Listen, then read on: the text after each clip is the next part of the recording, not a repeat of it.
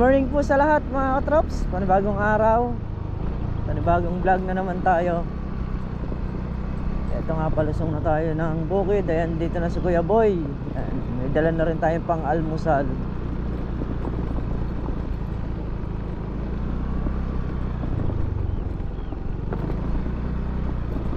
Hindi ko lang alam kung sino na yung nandito.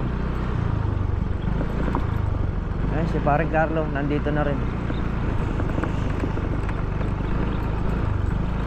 Bumubunot ng mani sa kabila.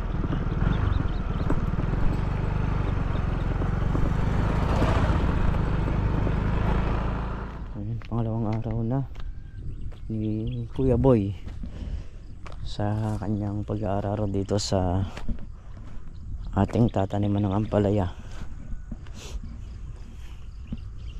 Ilan dayos na lang din eh. Kahapon talaga, maghapon siyang umuraro dito. Hindi talaga kayang yariin. May natirang 8 dayos. At yun nga yung tinatapos ngayon. Tapos yung pang yung pang mga paligi na gagawin niya dyan. 2 pa. Ayan, isa rito saka isa ron.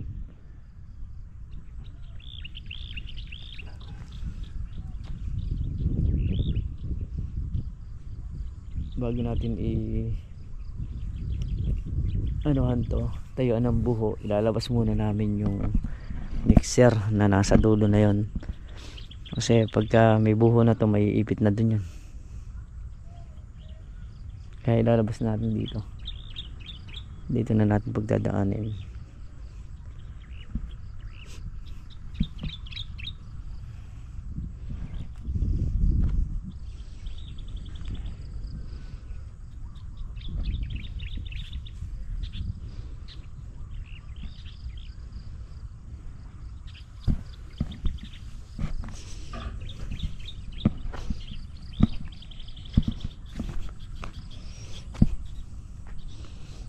Mamaya kakalikayin natin yan. Kakalikayin na tayo. Mag-umpisa na tayo magkalikay. Sarol muna tayo mga trops. Usahan na natin dito. So yan, ito na yung naayos natin. Dito na tayo sa kabila.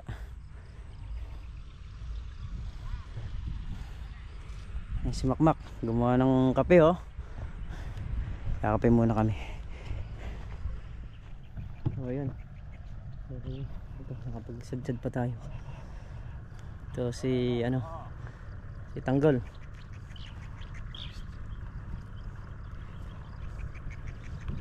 Ayan, at ito yung paligi.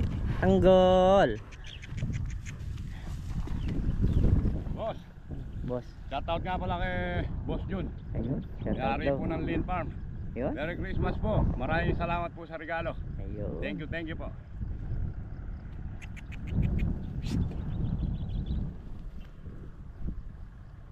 Bali, apat na daan ba, Kuya Boy?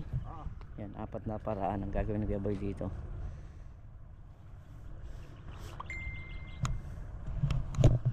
May nagtatanong sa atin ng ng lupa na kung magkano dito sa may bypass kasi meron tayong hawak na 4 hectare. So man yun, sa tabi mismo ng bypass. Ang gusto ayun nga, sinabi ko na rin kay sir kung magkano yung presyo. Dahil nagawa na yung paligi, papalahin naman ito.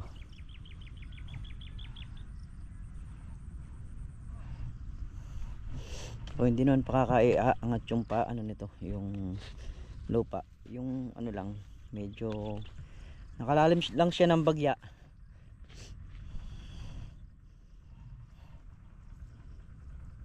Ayun pa yung isa, ilalalim lang ng konti yan. Tapos dyan na yung magiging patakbuhan ng tubig papunta rito.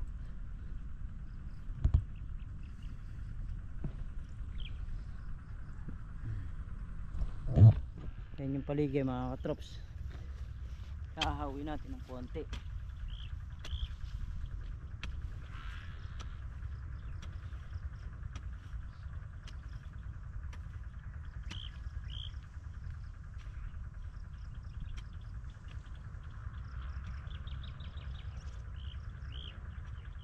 Yung malalim, dadagdagan natin para yung tubig dire-diretso.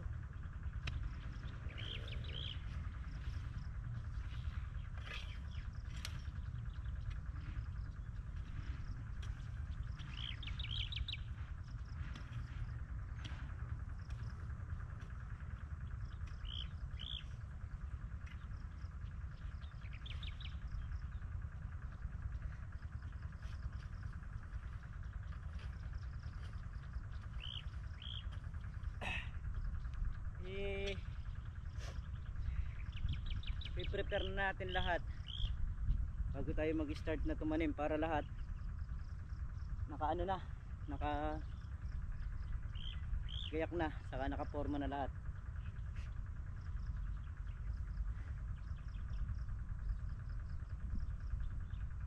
Ito naman para sa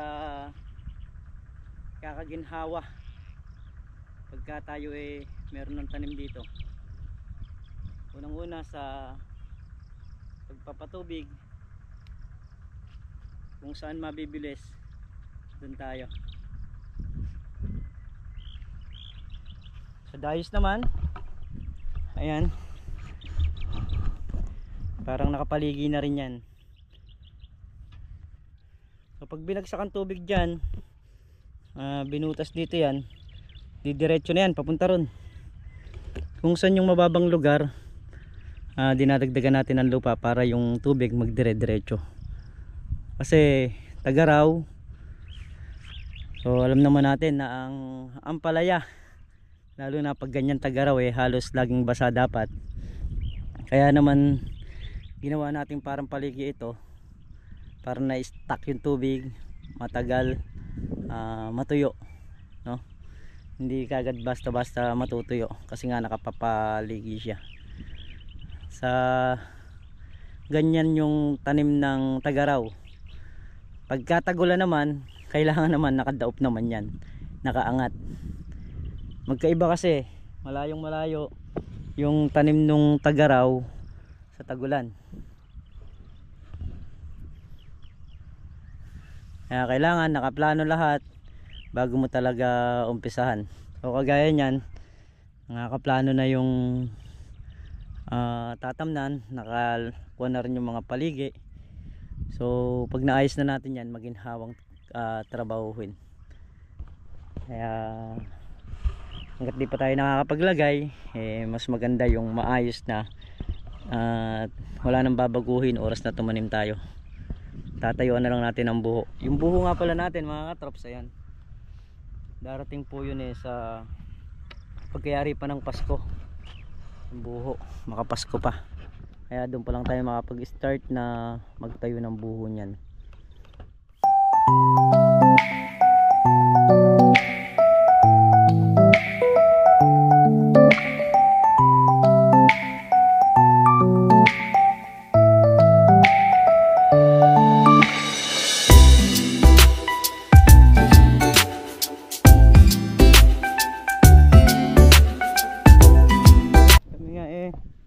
Nakayari na magpataba. Bugan din natin yung mga punong mangga.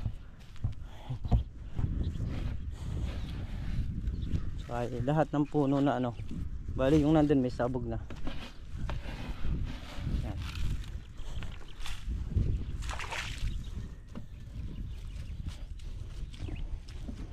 Okay na. Sabugan na. So ito na yung ating sitaw mga traps. Update ko lang po kayo.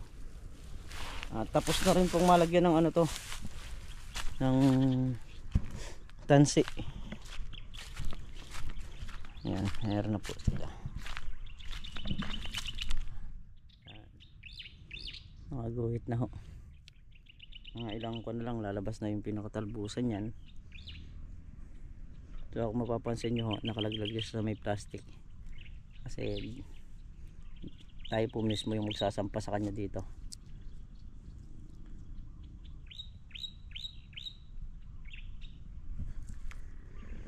Ito siya. Yung siling Taiwan, walang hinog. May bunga po pero walang hinog. Ayan. Papahinog pa.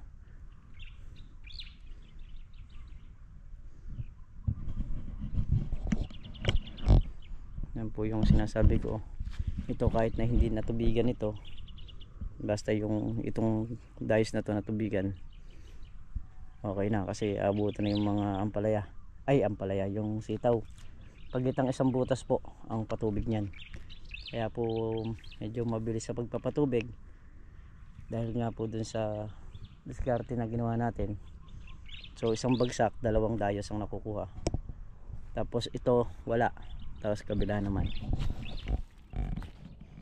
So yan mga trops, at muli po hanggang dito na lamang ito simpleng video.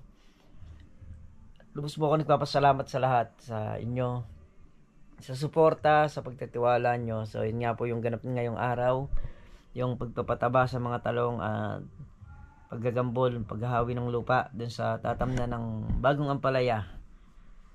Ayun, so bali si Kuya Boy, nabayaran ko na rin. Ang bayad nung pag-aaral niya is 2,000, no?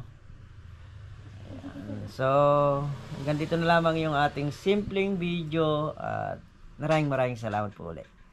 So advance Merry Christmas po sa lahat, at mag-iingat po kayo palagi. Bye po.